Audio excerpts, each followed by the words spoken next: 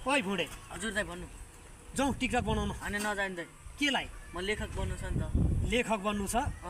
जाँदैनस्? नजाने। त्यो half ticket खोइ? खोइ थाहा छैन दाइ। ए के भा हो आजभोलि केटाहरू यार, सबै लेखक बन्नु छ भन्छ। अघि त्यो साला काले पनि लेखक बन्नु छ भनेर दुई लेखिरहेको थियो, यो पनि लेखिरहेछ।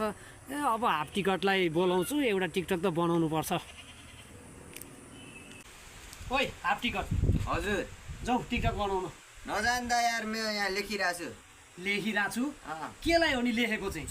यार दाइ ठुलो लेखक बन्नु छ नि त। लेखक होइन, के भएको छ आजभोलि सबै लेखक बन्छु भनेको छ। अघि त्यो भुँडे पनि लेखिरहेको थियो लेखक बन्ने भनेर, काले पनि लेखिरहेको थियो लेखक बन्ने भनेर। ए दाइ तपाईँलाई थाहा छैन लेखकको त आजभोलि दिनकै 50 लाख छ नि इन्कम। हो र? हो नि।